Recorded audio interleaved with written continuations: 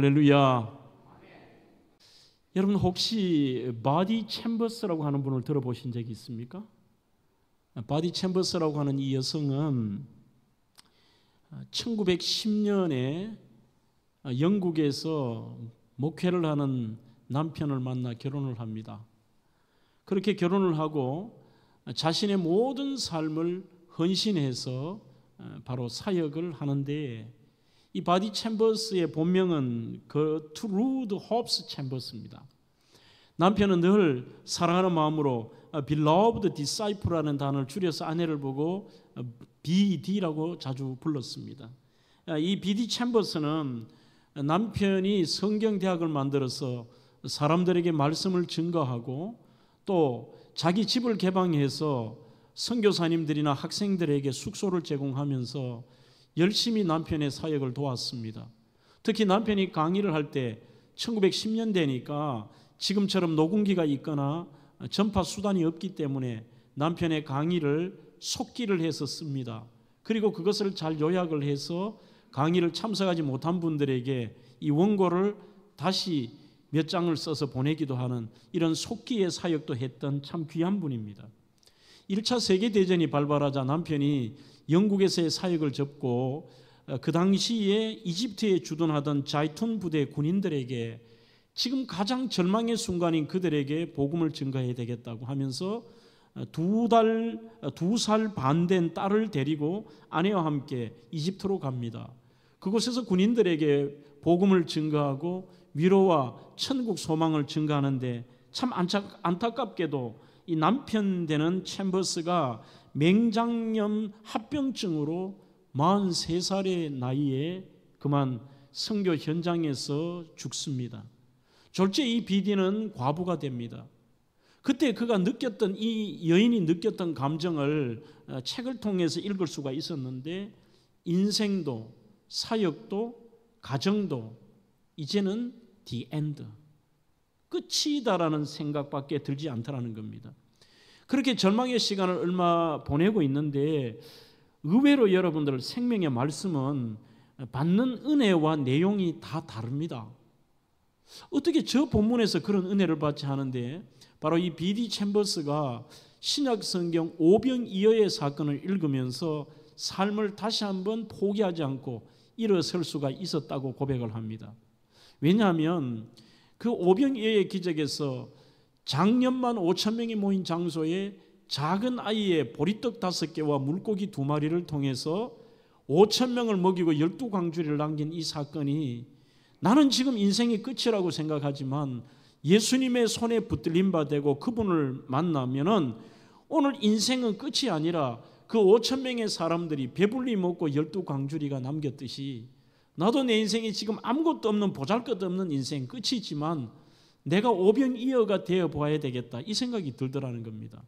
그래서 할 수 있는 일이 무엇일까 고민을 하면서 그동안 남편이 노트를 만들어 놓았던 것을 가지고 소책자를 만듭니다. 또한 이 남편이 매일 간단한 하나님 앞에 묵상하면서 써놓은 글이 있어서 이것을 이렇게 묶어서 우편을 통해서 지인들과 친구들에게도 보내는데, 그것을 읽었던 지인들과 친구들이 전부 너무 좋다는 겁니다. 1년 365일 이 간단한 글을 읽고 시작하면 삶을 돌아보고 신앙생활의 하나의 좌표가 되더라는 것입니다. 여기에 용기를 얻고 그렇게 묶어서 남편이 1년에 365일 묵상집을 만들어 놓았던 것을 1927년에 주님은 나의 최고봉이라고 하는 책을 출간했습니다. 이 책이 거의 100여 년이 됐지만 여전히 지금도 출간이 되고요. 가장 최근에 나온 것을 오늘 제가 이상민 선생님께 드린 거예요. 고상민 선생님께 드린 그 책이 가장 최근의 책. 그러면 지금 저것은 남편인 오스왈드 챔버스와 부인의 사진인데, 이 책을 읽고 변화받고 결단하고 은혜를 받은 사람이 굉장히 많습니다. 대표적인 것이 세계적인 전도자였던 빌리 그레이엄, CCC를 창설했던 빌 브라이트, 주일학교 창시자인 헨리에타 미어스, AA 그룹의 창시자 빌 윌슨, 또 밥 스미스, 대통령으로는 조지 W 부시도 영감을 얻거나 중요한 일이 있을 때마다 아침에 일어나서 이 책을 읽고 또 하루를 시작했다고 합니다. 바로 이 책은 전 세계, 아마 이 BD는 전혀 생각을 못했을 겁니다. 자기 인생은 끝이라고 하고 사역도 끝이라고 했지만 그 한 권의 책을 출간했을 때 전 세계 35개국 이상의 언어로 번역이 되었고, 놀라운 것은 1927년부터 무려 60년 동안 한 책이 1년을 베스트셀러 하기도 어렵습니다. 그런데 무려 60년 동안 기독교 서적으로 베스트셀러를 했고, 뉴욕타임즈지에는 사람들이 앞으로 100년 뒤에 아마 책이 없어질 거라고 생각하는데 그 100년 후에 여전히 책꽂이에 꽂혀 있을 책 3권 중에 한 권이 바로 이 주님은 나의 최고봉일 것이라, 이런 위대한 책이 되었습니다. 오늘 그 책을 제가 선물로 우리 고상민 선생님께 드린 거예요. 매일 한 장씩 읽어보십시오. 네. 여러분들, 사람에게 포기라고 하는 단어는 참 익숙합니다. 그래서 이 BD 챔버스에게도 갑작스런 이 남편의 죽음 앞에 모든 것들을 다 잃어버렸다고 생각할 때에 오늘 하나님은 자신을 포기하지 않을 뿐만 아니라 하나님의 손에 붙들림 바 되었을 때에 그 인생에 이런 자기가 상상할 수 없는 그런 하나님이 하시는 일들을 경험하는 통로가 되기도 합니다. 사전적으로 포기라고 하는 단어는 3가지로 정의가 됩니다. 첫 번째는 하려던 일을 도중에 그만두어 버리는 것을 포기라고 합니다. 두 번째는 자기의 권리, 자격, 의무, 물건 따위를 내던져 버리는 것을 포기라고 합니다. 오늘 설교에 해당되는 것은 3번째 정의입니다. 절망에 빠져 자신을 스스로 포기하고 돌아보지 아니하는 것을 포기라고 합니다. 하지만 중요한 것은 끝났다고 생각하기에 사람들은 포기하지만 바로 주님의 생각은 다르다는 것입니다. 여러분, 우리는 오늘 이 위로와 치유의 시리즈 9번째, 끝까지 절대로 포기하지 않으시는 그 하나님의 속성을 살펴볼 텐데, 사람은 자기 판단의 끝이라고 생각하기 때문에 포기하는 것입니다. 하지만 성경의 많은 곳에서 우리의 생각과 예수님의 생각이 다르고 우리의 판단과 예수님의 판단이 다르다는 것을 많이 느낄 수가 있습니다. 그리고 끝까지 포기하지 않으시는 하나님의 그 손길, 이게 바로 오늘 이 본문의 사건입니다. 예를 들면 이렇습니다. 본문에서 사람의 생각은 죽었다고 판단을 합니다. 그러나 예수님의 생각은 잔다라고 판단하셨습니다. 사람들의 생각은 끝장이라고 생각할 때 주님은 두려워하지 말고 계속하라고 말씀하고 계십니다. 그것이 바로 신앙생활의 모습이기도 합니다. 정말 주님은 절대 어떤 경우에도 하나님의 자녀를 포기하지 않습니다. 그리고 자녀들에게도 동일한 메시지를 말씀하십니다. 절대 포기하지 말거라. 오늘 여러분들은 설교의 관점을 조금 바꾸실 필요가 있습니다. 저의 설교의 내용이 여러분들 용기 내십시오, 힘을 내서 절대로 꺾이지 말고 포기하지 말라는 메시지가 아니라 그 반대의 측면인 것입니다. 우리는 쉽게 포기하고 좌절하고 끝이라고 생각하지만 그 어떤 경우에도 하나님의 관점과 하나님은 우리를 향하여 절대로 끝까지 우리를 포기하지 않으신다는 것, 이것을 오늘 여러분들과 나누고 싶은 것입니다. 사랑하는 성도 여러분, 이 땅에 살아가면서도 사람들의 말 속에는 쉽게 자라는 말이 끝났다는 말입니다. 죽었다는 말입니다. 본문에도 52절에 사람들의 생각과 주님의 생각이 다른 것은 울지 말라, 죽은 것이 아니라, 그 죽은 것이라는 것은 사람의 평가입니다. 사람들의 보고이고 모든 사람들이 받아들였는데 여기에서 죽은 것이 아니라 주님은 잔다고 하는 것입니다. 이 평가에 대해서 완전히 끝났다는 인생, 그 말과 생각 속에서 믿음의 말을 선포하고 주님이 그렇게 다가와도 이게 받아들이기가 쉽지가 않습니다. 여러분들도 그렇지 않을까요? 이미 의학적으로도 죽음을 판정난 사람에게 거기에서 예수님께서 죽은 거 아니야, 잔다라고 했을 때에 본문에 많은 사람들도 그렇게 얘기합니다. 성경이 표현하고 있습니다. 잔다고 하니까 여기에 대해서 사람들이 49절에 당신의 딸이 죽었습니다. 52절에 모든 사람이 아이를 위해 울며 통곡했다는 것은 판단이 끝난 겁니다. 이미 끝장이 난 것입니다. 그런데도 잔다고 하니까 53절에 그들이 죽은 것을 아는 고로, 이 말은 이미 사람들의 판단에는 다 결정났는데 저 와서 이미 끝장난 상황에서 무슨 저런 얘기하면서 예수님에도 그렇게 얘기합니다. 비웃더라. 그렇게 얘기하고 있습니다. 인류는 빈부 귀천을 막론하고 자기 스스로는 도저히 풀 수 없는 문제를 안고 살아갑니다. 그래서 인생의 길들이 가면 갈수록 느끼는 것이 뭐냐 하면, 야, 내가 할 수 없는 게 너무 많구나. 그리고 쉽게 우리가 판단하고 끝이라고 생각하는 그러한 환경과 처지와 내용들이 참 많다는 것입니다. 그래서 자신의 힘으로 도저히 일어날 수 없기 때문에 이미 자기가 자기 자신에게 판단해버리고 선고를 해버립니다.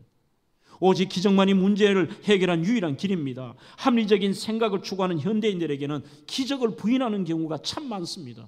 오히려 이 기적은 자연 법칙을 파괴한다, 고대 세계관에서 비롯된 것으로 생각합니다. 그러나 하나님의 능력을 믿는다면 성경의 이 모든 기록은 사실이고 오늘날 또 하나님은 살아 계시기 때문에 그것은 옛날의 사건이 아닙니다. 오래전에 제가 하나님의 이름 시리즈를 설교한 적이 있습니다. 그 중에서 제가 좋아하는 하나님의 이름은 여호와 삼마입니다. 여호와 삼마. 거기 계신 하나님. 여호와 삼마. 그러면 예수님은 거기에만 계신다는 뜻이 아니라 그 말은 사람들이 예측하지 못했던 그 장소에 거기 계신 하나님, 여기도 계십니다. 오늘 삼마의 뜻 속에는 과거에도 계셨던 하나님은 현재에도 계시고 미래에도 계신 하나님, 그리고 지금 여기도 계신 하나님. 과거에 이스라엘 땅 가버나움에서 오늘 이런 기적의 죽은 딸아이를 살려셨던 주님이 이 시대는 그때는 얘기고 거기 때는 계셨지만 지금은 계시지 않는다는 것이 아닙니다. 오늘 이 땅에 오셔서 부활하시며 승천하시사 지금도 우리를 위하여 기도하시며 오늘 이 땅에 다시 오실 날을 기다리고 계시는 살아계신 주님께서는 오늘 이 시간도 우리는 그 기적이라는 것이 그것이 단순한 초자연적인 것 현상이며 자연 법칙을 파괴하는 것이 아니라 이 시대에 우리에게도 나타날 줄로 믿습니다. 하나님이 절대로 우리를 포기하지 않으시는 하나님이시기. 특별히 이 본문의 사건은 야이로의 죽은 딸을 소생시킨 기적입니다. 예수님 안에서는 죽음마저도 극복될 수 있다는 이것은 소망을 주는 것이며 예수님께서 바로 생명의 주인이심과 예수의 부활, 또 마지막 날에 믿는 자의 부활까지도 생각할 수 있는 그러한 사건입니다. 잠깐 사건을 소개해 볼까요? 예수님의 사역은 크게 갈릴리의 사역과 예루살렘 사역이 큰 사역이셨습니다. 그 중에서도 갈릴리 호수의 그 주변의 도시를 중심으로 하신 사역은 1차, 2차, 3차 사역을 하셨는데 지금의 사역은 2차 사역 때에 있었던 일입니다. 예수님께서 가버나움에서 그곳에는 참 자주 가셨고 예수님의 이 사역의 중심 지역이었습니다. 거기에는 큰 회당도 있었습니다. 자주 그 안에서 말씀도 증가하시고 병자도 고치셨습니다. 마을이 크고 비아마리스 길의 교통 요충지였기 때문에 수많은 사람들이 들끓었습니다. 그리고 거기에는 수제자 베드로의 집이 있었기 때문에 종종 그 집에서 쉬시기도 하셨습니다. 오늘 바로 그 가버나움에서 가장 최고의 권력자이자 존경받는 야이로라고 하는 회당장의 이야기입니다. 회당장이라고 하는 직책 자체는 단순하게 회당의 최고의 책임자라는 뜻이 아닙니다. 그 당시에는 로마의 식민지 정권안이 있었지만 자기들 내부적으로는 정교가 분리되지 않았습니다. 회당의 장은 재판권을 가지고 있습니다. 그리고 이 회당의 장은 아이들을 가르칠 수 있는 그러한 모든 책임을 가지고 있습니다. 동네 최고 신망받고 존경받는 어른이요 유지였습니다. 상당히 그 지역에는 지위를 누리고 있을 뿐만이 아니라 굉장한 위치에서 앉는 자리도 다릅니다. 그래서 회당 안에 들어가면 회당장이 앉는 아리는 아예 벽에다가 의자가 튀어나오기 위해서 거기에 앉도록 되어 있습니다. 주목의 대상이고 존경의 대상이고 권력의 대상이고 최고의 책임자였던 사람. 이 사람의 12살 된 딸이 심각한 질병으로 죽음의 직전에 놓여 있습니다. 모든 부모에게 가장 가슴 아픈 사건이 아닐까요? 자식이 아플 때 모든 부모는 자기의 생명까지도 내어놓을 것입니다. 그런 절대절명의 순간에 예수님이 이미 1차 사역을 통해 수많은 자들을 병을 고치시고 중풍병자를 고치시고 바다를 잠잠케 하시고 수많은 사건들을 보았습니다. 그래서 그는 마지막으로 자기가 가졌던 믿음, 자신의 체면 모든 것을 내려놓고 바로 젊은 청년 예수 앞에 와서 무릎을 꿇고, 오늘 이 본문에 대한 사건은 마태, 마가, 누가복음에 전부 나와 있습니다. 예수님께 찾아 나와서 그가 했던 행동이 충격적입니다. 무릎을 꿇습니다. 우리도 이 무릎을 꿇는다는 것은 굉장한 의미지만, 고대 근동에 있어서 무릎을 꿇는다는 것은 당신은 주인이고 나는 종이라는 뜻입니다. 나의 모든 인생은 당신의 것이라는 뜻입니다. 그럴 때 무릎을 꿇습니다. 종의 의식을 할 때 무릎을 꿇습니다. 그 유력자요, 나이도 훨씬 더 예수님보다 많고 재판권을 가지고 있었으며 종교적인 최고의 권위가 있었던 이 회당장이 예수님한테 무릎을 꿇고 마가복음 5장 23절에 보면 이렇게 말씀합니다. 자신의 딸에게 손을 얹어 살게 해달라고 간청을 합니다. 이것을 보면 예수님이 하나님의 아들이며 우리가 기다리던 메시아라는 것을 잘 알고 있습니다. 쉬운 사건은 아닙니다. 여기에는 수많은 그 동네의 사람들이 다 보고 있습니다. 아무도 보지 않는 은밀한 것도 아닙니다. 그러한 장소에서 무릎을 꿇고 자녀를 살려달라는데 예수님이 오셔서 자기 집에 와서 딸에게 안수해달라는 것이죠. 그런데 그 다음에 사건은 주님께서 그 말씀을 들으시고 집으로 가시려고 합니다. 이미 예수님이 가신 곳들은 사람들이 병을 고침받고 예수님의 말씀을 들으려고 인산인해를 이룹니다. 오늘도 예수님이 그냥 발에 걸릴 만큼 사람들이 가득 차 있습니다. 그리고 희한하게도 이 야이로의 딸의 사건이 나오면서 중간에 갑자기 생뚱맞게도 우리가 잘 아는 혈류병 걸린 여인 사건까지 중간에 나와요. 예수님의 옷자락만 만지면 나을 것이라고 수많은 자들이 예수님을 둘러싸서 나가지를 못하는 상황입니다. 그리고 가시면서도 주님은 혈류병 여인도 고치시고 이런 치유의 사역을 하시는데, 그때 갑자기 회당장의 집에서 사람이 찾아옵니다. 상황이 끝났다는 것입니다. 아이가 죽었다는 것입니다. 사람들이 와 딸의 죽음을 알릴 때 아버지로서 염려하던 최악의 상태가 된 것입니다. 간구하기를 멈추고 절망 포기 상태인 그를 향해서 이때부터는 뭐냐? 내가 이렇게 했는데 끝났다고 생각할 거 아니에요? 하지만 36절에 두려워하지 말고 믿기만 하라고 말씀합니다. 이게 참 힘든 믿음 생활입니다. 상황은 더 악화되는 정도가 아니라 끝장이 났는데도 두려워하지 말라는 주님의 음성입니다.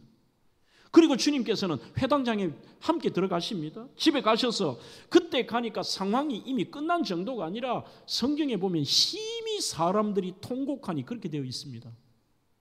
더 이상의 희망은 없는 거죠. 이미 상황은 종료가 되어버렸습니다. 그때 주님의 메시지가 놀라운 말씀을 하십니다. 이 아이가 죽은 것이 아니라 잔다. 당연히 비웃을 수밖에 없죠. 그리고 주님께서 누운 방으로 가서 죽은 아이에게 손을 잡고 아람어로 명령을 하시는데 탈리타 쿰, 달리다굼이 아니죠, 그죠? 탈리타 쿰, 아이야 일어나라, 일어나라. 그리고 손을 잡고 일으키니 이 죽은 아이가 일어나 걷게 되는데, 여기서 머무르는 것이 아니라 주님께서 이렇게 명령하십니다. 죽은 그 아이, 일어난 아이에게 먹을 것을 갖다 주라. 이것이 바로 오늘의 사건입니다. 여러분, 우리는 하나님께서 우리를 사랑하시는 속성과 그리고 그분이 우리를 치유하시고 위로하시는 방법 중에 하나가 끝까지 포기하지 않으신다는 것입니다. 그것을 안다면 어떤 환경과 문제도 포기하지 말고 솔직하고 겸손하게 주님 앞에 나와야 됩니다. 좀 더 쉬운 말로 한다면 우리가 주님의 이런 은혜를 누리기 위해서는 형식과 체면과 교만의 가면을 벗어야 됩니다. 이것을 릭 비젯이라고 하는 분은 제발 성도들이 왜 그 하나님의 기적을 경험하지 못하느냐? 척하기 때문이라는 거예요. 영어책에 보면 fake라는 말을 쓰고 있습니다. 22절에 보면 회당장 야이로가 예수님을 보고 발 아래 엎드렸다고 했습니다. 많은 군중들이 보는 앞에서 있었던 일입니다. 회당장은 임명되는 그 순간부터 단순한 권한이 아닙니다. 존경과 명예를 한 몸에 받는 사람이 자신의 체면 따위는 없습니다. 완전히 버립니다. 사실 체면을 생각하다 보면 구할 것을 구하지 못할 때가 많습니다. 형식을 취할 때가 참 많습니다. 초창기 한국에 와선 선교사님들이 제일 힘들었던 것이 뭐냐? 우리 조선인들이 너무 형식과 체면이 많다는 겁니다. 그래서 뭔가 문제인 줄도 모르겠다는 거예요.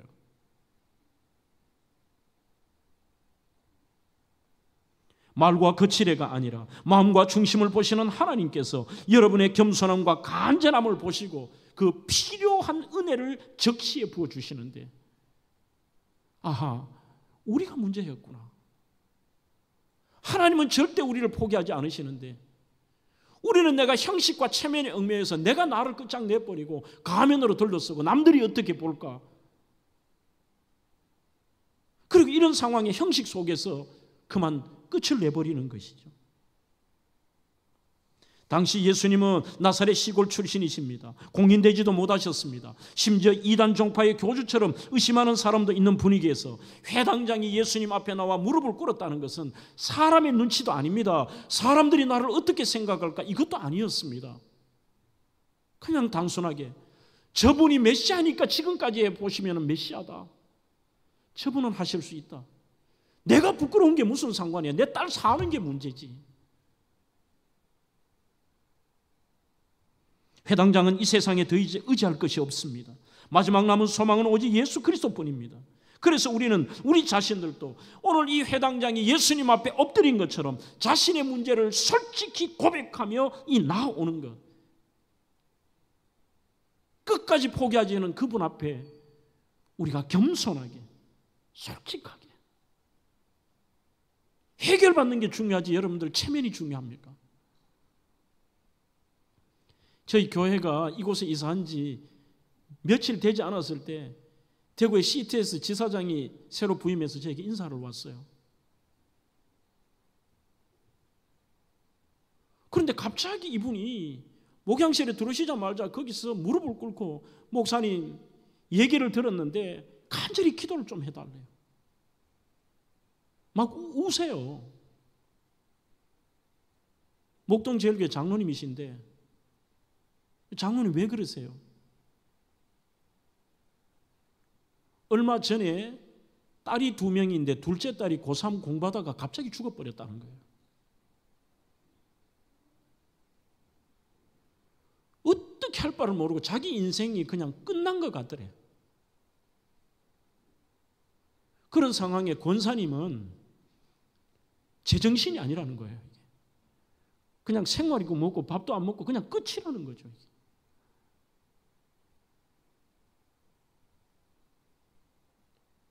직장에서도 끝이고 더 이상 일을 할 수도 없고 그러면서 자기가 대구의 지사장으로 온 겁니다. 지사장으로 왔다는 거는 본부에 가서 뭐 더 이상 높은 데 가기도 힘들겠죠.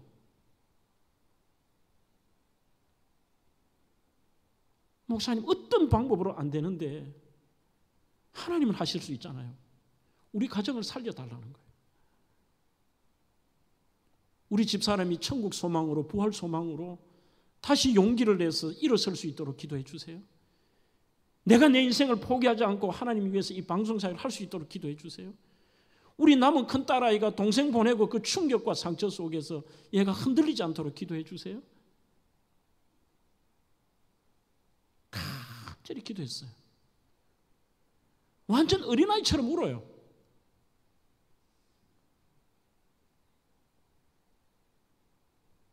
지금 이분이 CTS 사장이 되어 계시잖아요. 최현탁 사장. 우리가 이 땅에서 남은 인생 그 딸아이를 다시 만날 때까지 무엇을 해야 될까? 그 고민하며 옛날보다 더 진지하고 더 기쁘게 더 당당하게 살아간다는 거죠. 주님이 그 마음을 만지시니까 끝이 아니더라는 거죠. 여러분, 그의 겸손이 딸을 살렸습니다. 예수님 앞에 낮아지고 가난해지는 것이 구원을 얻는 길입니다. 하나님의 은혜는 겸손히 낮아질 때 임하는 것입니다. 시편 149편 4절에도 여호와께서 자기 백성을 기뻐하시며 겸손한 자를 구원으로 아름답게 하시는도다. 아름답게 하신대요, 하나님이. 우리는 끝이라고 생각하는데 겸손하게 그분 앞에 형식과 체면을 버리고 가니까 하나님께서 아름답게 하신다. 고민과 갈등과 고통에 짓눌려 고생하는 불쌍한 영혼들을 우리는 그 자리에서 형식과 체면과 우리의 교만과 나의 가식과 강팍함들을 내려놓고 가장 진솔한 모습으로 내 모습 이대로 주 받아주소서, 그대로 페이크가 없는 모습으로 하나님, 내 인생은 끝이라고 생각하지만 도와주세요. 하나님 살려주세요. 하나님 바꾸어 주세요. 하나님 열어주세요. 그때 주님의 음성은 이것입니다. 절대 끝난 게 아니다. 내가 너를 절대로 포기하지 않는데 네가 왜 포기하느냐. 그 말씀 속에는 너가 하는 게 아니라 내가 한다는 주님의, 놀라운 주님의 뜻이 그 안에 있는 것입니다. 영국의 다니엘 튜처라고 하는 분이 익숙한 절망, 불편한 희망이라는 책을 썼는데, 이분은 한국의 특파원으로 오래 와 있었던 분입니다. 한국 사회와 사람들, 이들에 대해서, 우리에 대해서 우리보다 어떻게 보면 이 책을 읽어보면 더 잘 아는 것 같습니다. 그런데 그분이 엄청난 한국인들을 보면 피로감, 무기력감, 절망에 사로잡혀 있다는 거예요. 책을 그대로 한번 읽어보겠습니다. 절망도 익숙해지면 몸의 일부가 됩니다. 기다려도 오지 않는 희망을 불편합니다. 희망 고문을 당하느니 차라리 편안한 포기를 택하는 편이 나을지도 모릅니다. 기다려도 오지 않는 희망이라면 기다리기만 하지 말고 우리가 직접 오게 할 수 있지 않을까요? 이 옛날 우리 신앙의 선배들이 했던 겁니다. 그런 희망 고문이라고 자체 알아서 포기해버려요. 그냥 얼마 해보고 안 한다, 이게 요즘 세대입니다. 아닙니다. 솔직하게 하나님께 간청하는 거죠. 그래서 우리는 현실의 어려움과 장애물을 뛰어넘고 정말 오지 않는 희망을 직접 오게 하는 방법이 있습니다. 기도하고 통곡하고라는 글에 보면은 그 방법이 4가지가 있는데, 첫째, 간절함을 품어라. 이 야이로처럼 이미 상황은 끝자락까지 가버렸습니다. 그럴지라도 야, 이제 더 이상은 다 판단하고 끝이야, 갠슬이 된다고 희망 고문하지 말자, 이게 아니라는 거죠. 나는 할 수 없으되 하나님은 하실 수 있고, 우리를 절대 포기하지 않으시는 그분 앞에 간절함을 가지고 따라이 살려주십시오. 두 번째는 절박함을 가지고 주님 앞으로 나오거라. 간절함은 있어서 되는 게 아니라 그것을 가지고 누구 앞에 나오느냐. 오늘 우리가 불렀던 찬양처럼 무거운 짐을, 그리고 삶의 이 고통을 주 예수 앞에 아뢰이면 그분 앞에 가지고 나오는 것입니다. 세 번째는 하나님과 마음을 나누라고 되어 있습니다. 여러분, 사람과 교제할 때도 그렇습니다. 가식과 형식과 체면과 척하는 사람과는 깊이 교제할 수가 없습니다. 늘 척하는 거죠. 형식과 체면만 있는 사람은 어떻게 우리가 함께 마음을 나눕니까? 진솔하게 있는 그대로 할 때 이게 마음을 나눌 수가 있습니다. 하나님 앞에 가장 진솔한 모습으로. 네 번째는 하나님의 마음을 헤아리는 것입니다. 이게 너무 심각할 때는 보이지 않습니다. 하나님의 마음이. 하나님의 마음은 절대로 너를 포기하지 않는다. 절대로 너를 포기하지 않는다. 두 번째로는 상황이 더욱 나빠져도 주님을 향한 믿음만은 흔들리지 말아야 됩니다. 주님이 지금 아직 말씀하실 때인데 회당장의 집에서 사람이 옵니다. 타이밍이 딱 그렇습니다. 그래, 가자. 두려워하지 말아라. 그리고 믿기만 해라. 믿음으로 살았습니다. 주님 앞에 솔직하게 다가갔습니다. 믿음, 요즘으로 말하면 이렇습니다. 믿음으로 살고 최선을 다하고 기도도 많이 하고 정말 순수한 마음으로 주님 도와달라고 오래 기도했는데 연락이 옵니다. 상황이 더 나빠집니다. 마가복음 5장 35절에도 보면 당신의 딸이 죽었나이다. 어찌하여 선생을 더 괴롭게 하나이까? 이렇게 되어 있습니다. 아마 엄밀히 말하면 조금은 짜증내는 소리였을 겁니다. 그리고 낭망하며 속상하는 소리로 이랬습니다.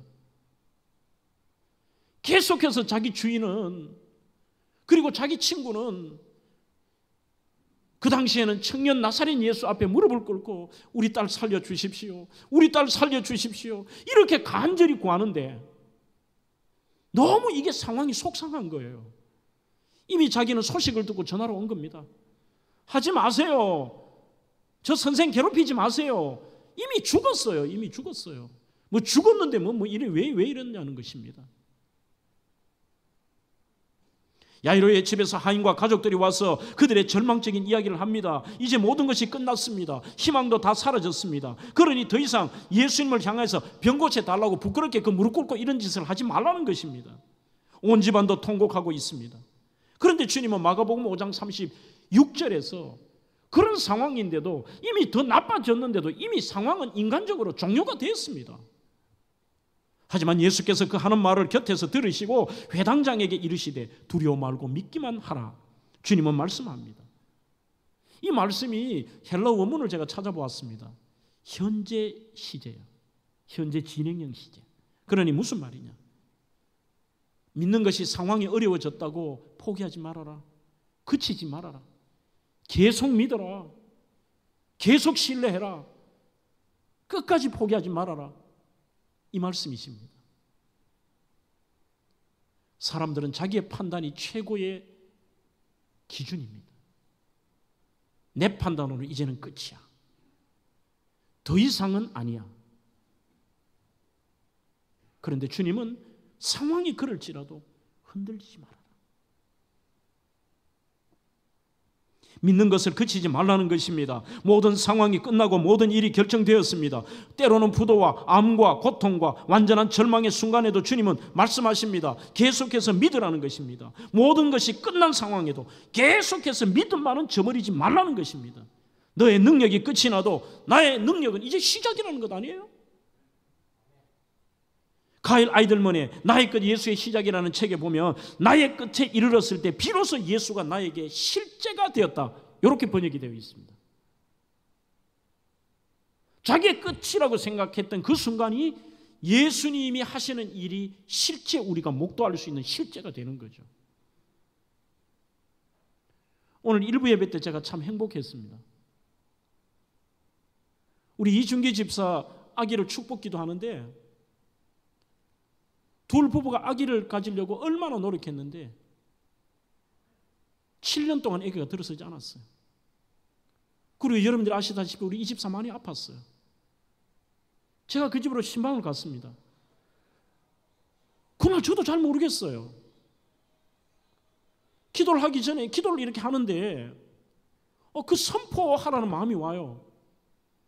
이 집사, 박 집사, 하나님이 곧 이 집에 아기를 곧 주실 것 같다.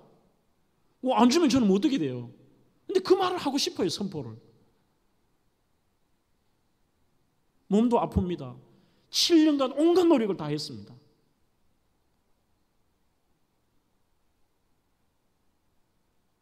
그때 그 말을 하고 싶었어요. 그러니까 박효정 집사가 비웃는 것까지는 알지만 좀 무시하더라고요. 목사님, 다 해봐서 안 돼요. 그런 말 하지 마라.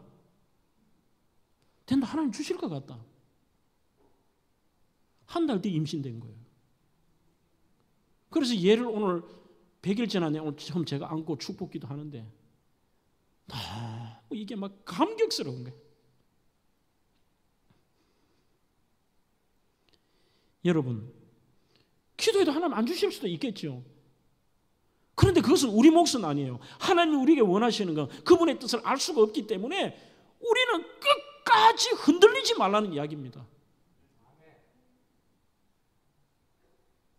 예수께서 이 아이는 죽은 것이 아니라 잔다고 하니 40절에 사람들이 비웃습니다. 사랑하는 성도 여러분, 최소한 비웃지 마십시오.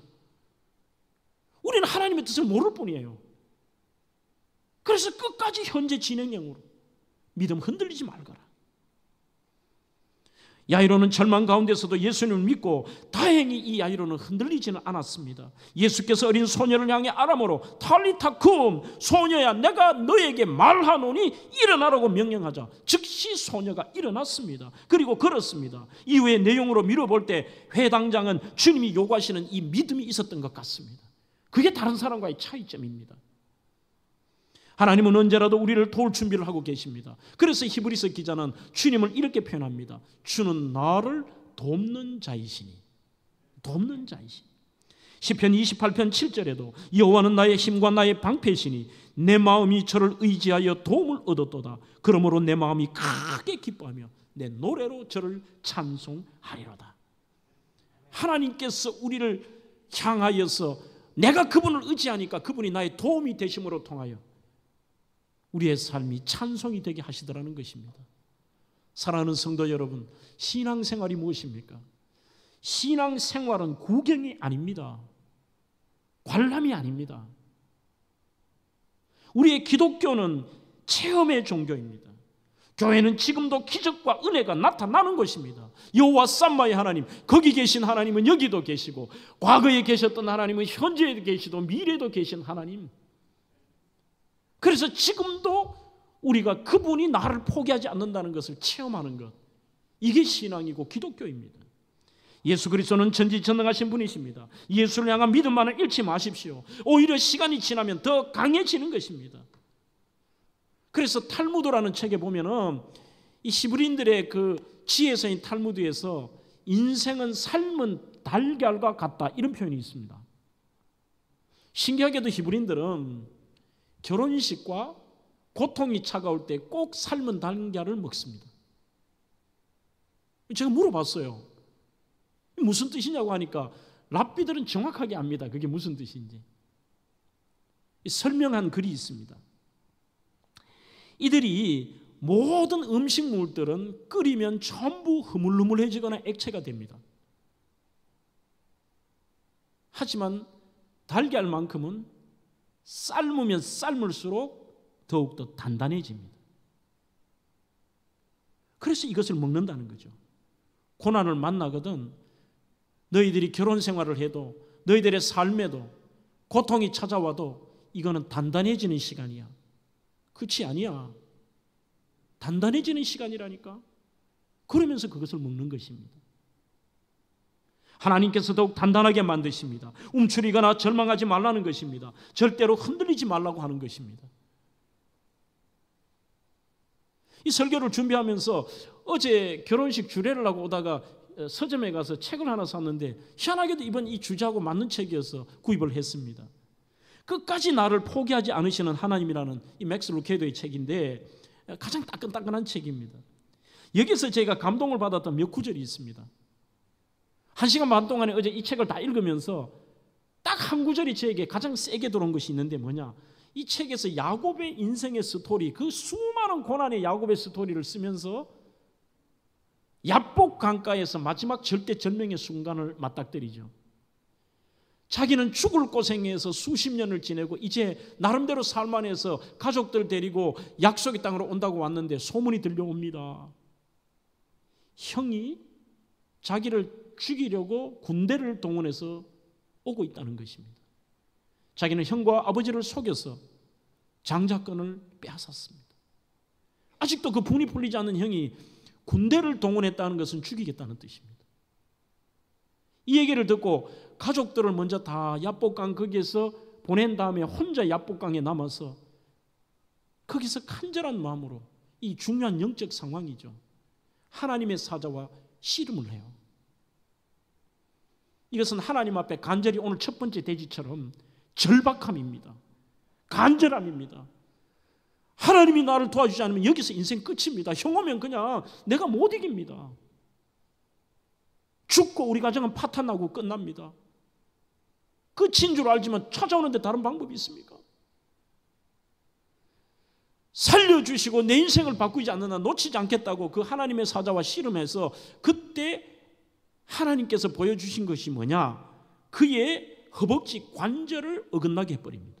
쳐버리고 그리고 인정하면서 야곱아, 오늘부터 너는 야곱 아니야. 늘 약탈하고 남 속이고 형 발 뒤꿈치 잡고 그런 존재가 아니라 너는 나와 싸워 이겼어. 이거는 부모님의 마음이죠. 부모님이 아이와 씨름하다가 탁 져주잖아요. 너 나 이겼어. 용기를 주는 겁니다. 내가 함께 하겠다는 것입니다. 그래서 너는 지금부터 나와 싸워 이겼다는 이름을 이스라엘로 해. 놀라운 일이 벌어집니다. 인생 끝이라고 도망자처럼 가족들 보내놓고 자기 혼자 거기서 하나님께 절박했던 사람이 요 한 문구가 저에게 왔다니까요. 그는 절면서 걸었다. 절면서 포기한 게 아니라 절면서 걸었다는 거예요. 절면서 걸었다. 형이 저기서 자기 잡아 죽이려고 오는데 그 끝장의 상황에도 절면서 포기하지 않고 걸어 앞으로 갔어요. 하지만 하나님은 상황을 개입하셔서 하나님이 절대로 포기하지 않으시고 그 뜻이 계시다는 것, 더 고난을 줘서 허벅지 관절까지도 그냥 쳐버렸는데도 사람들은 왜 고난을 더 주냐 하지만 이것 때문에 살았다고 저는 봐요. 그 장면을 여러분들이 한번 상상을 해보시죠. 저쪽에서 형이 이놈 이 얍사방개 또 가서 삼촌까지 속이고 거부가 되고 부인 4명 데리고 자식들 데리고 어마한 금은보화 가지고 여기 뭐 이제 약속의 땅에 와서 잘 살라고 와? 안 되지. 죽여버린다고 형이 군대를 데리고 이렇게 가요. 그 상황인데 저쪽에서 동생 야곱이 오는데 이 야곱이 절뚝절뚝 절면서 와요.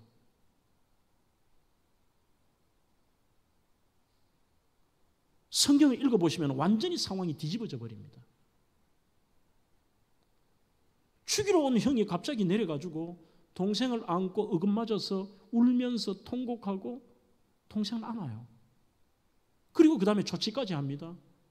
상상할 수 없는 얘기입니다. 나는 모압 밑에 에돔 쪽으로 가서 거기서 살 테니까 세일산 쪽에 네가 약속의 땅에 살아라. 야곱이 한 건 아무것도 없습니다. 그냥 제가 추정하는 거는 저거 맨날 잘난 척하고 속이고 교만하고 저랬던 인간이 그래서 저거 죽여보려고 하니까 동생 오는 모습이 그냥 가슴이 다 녹아버리는 거예요. 저게 얼마나 고생했는지 몸까지 상해가지고 다리를 절면서 온다 이거예요. 하나님의 뜻을 우리가 어떻게 알겠습니까? 확실한 것은 하나님께서 절대로 포기하지 않으심을 우리는 확신해야 되며 오늘 이 끝까지 나를 포기하지 않으시는 하나님의 책에서 이렇게 결론을 내립니다. 하나님은 당신을 사랑하시지만 당신과 같지는 않다. 우리는 때로는 포기하고 우리는 하나님의 사랑도 놓지만 하나님은 다르다는 것입니다. 절대로 포기하지 않으시는 하나님. 사랑하는 성도 여러분, 이것을 안다면 어려운 것은 어렵다고 말씀도 하십시오. 솔직하게 하나님 앞에 그렇게 터놓지만 절대로 여러분들이 인생에 마침표를 찍지는 말라는 것입니다. 쉼표라는 것입니다. 32절에 울며 통곡하는 이 죽었기 때문에 마침표를 찍지만 주님이 하신 말씀 울지 말아라 울지 말아라 죽은 게 아니라 쉼표 잔다라고 말씀합니다. 주변 사람들이 비웃어도 주님의 뜻과는 다른 것입니다. 55절에 보면 그 영이 돌아와 아이가 곧 일어났다고 되어 있습니다. 주님 앞에서는 아무것도 아닙니다. 요한복음 11장에도 죽은 지 이 아이는 금방 죽었다 깨어났다고 착각도 하지 마십시오. 나사로 같은 경우는 죽은 지 나흘이 된 사람도 주님께서 나사로야 나오라고 할 때에 그 죽은 자가 일어난 것입니다. 신명기 32장 39절에도 하나님은 모든 생명의 창조주로서 인간을 죽이기도 하시고 살리기도 하시는 분으로 나와 있습니다. 여러분, 하나님께 있어서 죽은 자를 살리는 것도 사람이 잠자는 자를 깨우는 것만큼이나 간단한 겁니다. 우리가 생각하는 것과 우리의 수준과는 다르다는 얘기예요. 우리는 생각해 죽는 것과 자는 것은 이거는 하늘 땅 정도의 차이가 아니지만 하나님 보시기에 잠자는 자 깨우는 거나 죽은 자 살리는 거나 이거는 아무 문제가 아니라는 것이죠. 마침표가 아닌 쉼표 이후에는 하나님의 주시는 은혜가 풍족하고 완전합니다. 여기가 너무 은혜가 됩니다. 무엇이냐면 이 아이가 불러일으켰는데 아마 평생 알았을지도 모르겠어요. 12살짜리가. 그러면 일어나기는 생명은 살았는데 애가 골골하고 얘가 뭔가 살아는 있지만 생명만 부자는 이게 아니에요. 43절에 주님께서 소녀에게 먹을 것을 주라는 겁니다. 치유받은 정도가 아니라 얘는 완벽하게 건강 회복이 된 겁니다. 걸어나 걷고 먹고. 오늘 방금 소개한 책에도 이렇게 말합니다. 성도에게는 포기해야 하는 마침표는 없습니다. 주님 안에는 쉼표입니다. 하나님은 당신을 위한 좋은 계획을 갖고 계십니다. 불가능해 보이겠지만 당신의 아픔, 당신의 연약함, 당신의 문제를 좋은 무언가로 바꾸시려는 계획을 역시 갖고 계십니다. 하나님은 지금 상처 입고 몸부림치는 당신에게 진짜 소망을 주시길 위해 손을 내밀고 계십니다. 하나님께서 예수님의 모습으로 우리 가운데 오신 것을 반들거리는 가짜 희망을 팔기 위해서가 아닙니다. 그분은 진짜 좋은 것을 주시려고 오셨습니다. 예수님은 우리가 이 땅에 떠나고 난 뒤에 시작되는, 오늘 그것도 기억하십시오. 너무 이분법으로 생각하지 마십시오. 이 땅에는 고난만 당하다가 회복도 없고, 그래도 그것만 해도 감사하죠. 영원한 천국 소망, 부활 소망이 있는데 오늘 이 사건에서는 완전한 이 땅에서의 풍성한 삶도 주신다는 겁니다. 그래서 기억하십시오. 예수님이 우리에게 주신 두 가지는, 하나는 eternal life, 영원한 생명. 이것뿐만이 아니라 이 땅에서도 우리에게 abundant life, 아주 풍성한 삶. 거기에 대해서도 말씀하셨습니다. 오늘도 여러분들에게 주님은 그렇게 말씀하십니다. 사랑하는 누구야? 절대 포기하지 말거라. 나는 너를 절대 포기하지 않는다. 이것이 오늘 이 시대에도 주님이 우리에게 주시는 하나님의 말씀이십니다.